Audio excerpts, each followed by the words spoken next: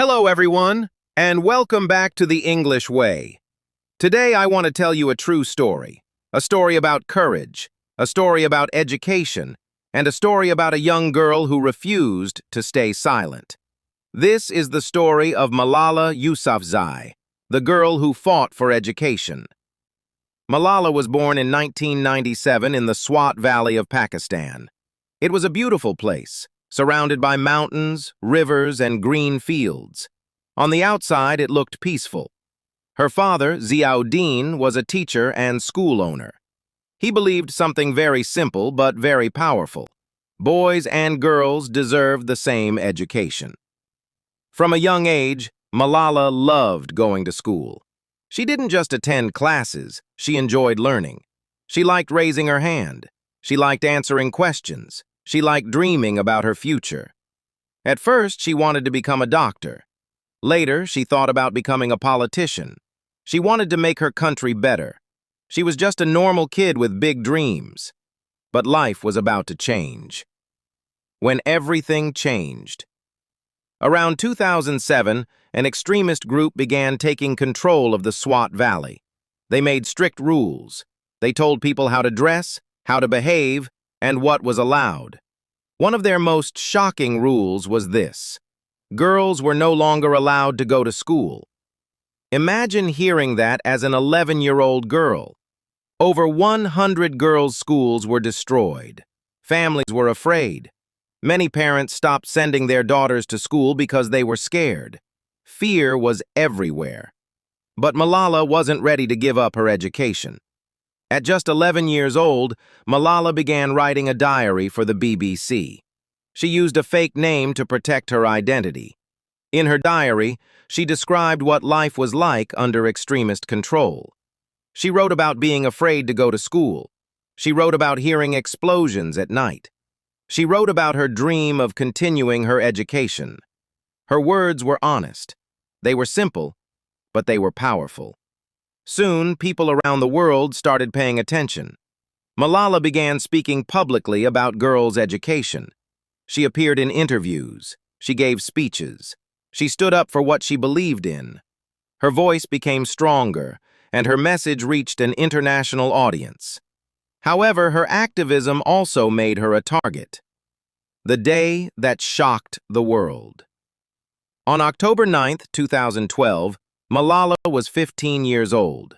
She was riding home from school on a bus with her friends. Suddenly, a man stopped the bus. He asked, "Who is Malala?" And then he shot her. The bullet hit her in the head. It was an attempt to silence her voice. The news spread quickly across the world. A teenage girl had been attacked simply because she believed girls should go to school. Doctors worked desperately to save her life. She was flown to the United Kingdom for advanced medical treatment. For days, the world waited and hoped. And then, she survived. It felt like a miracle. Her recovery inspired millions of people around the world. Many people thought she would stay quiet after that. After something so traumatic, most people would want to live a private life. But Malala did the opposite. She became even stronger. In 2013, she gave a speech at the United Nations.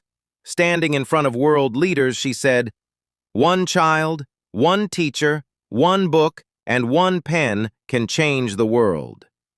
She didn't speak with anger. She didn't speak with hate. She spoke about peace. She spoke about education. She spoke about opportunity. She said the extremists were afraid of books, afraid of knowledge, afraid of educated girls. And that's why education mattered so much. In 2014, at just 17 years old, Malala became the youngest person ever to receive the Nobel Peace Prize. Think about that. At an age when most teenagers are worrying about exams and social media, she was receiving one of the highest honors in the world. But for Malala, the award wasn't the final goal. It was just the beginning. She co-founded the Malala Fund, an organization that works to ensure 12 years of free, safe, quality education for every girl. She continued her own education too. She later graduated from Oxford University. She proved something powerful.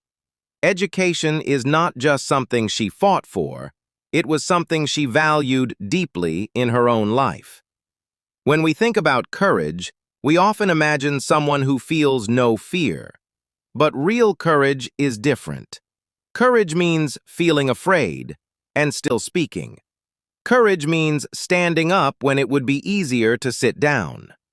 Malala once said, "I raise my voice, not so I can shout, but so that those without a voice can be heard." She didn't fight with weapons. She fought with words. She fought with education, and her voice reached millions. Why her story matters to you. Now, you might be wondering, what does this story have to do with learning English? It has everything to do with it. Many English learners feel shy. They feel nervous. They're afraid of making mistakes. Sometimes they stay silent because they think their English isn't good enough. But remember this, Malala was just one girl, one voice, one student, and she changed the world. Your voice matters too. You don't need perfect grammar to speak. You don't need a perfect accent to be heard. You just need courage. Keep learning. Keep speaking. Keep believing in yourself. Thank you for listening to The English Way, and I'll see you in the next episode. Bye, everyone.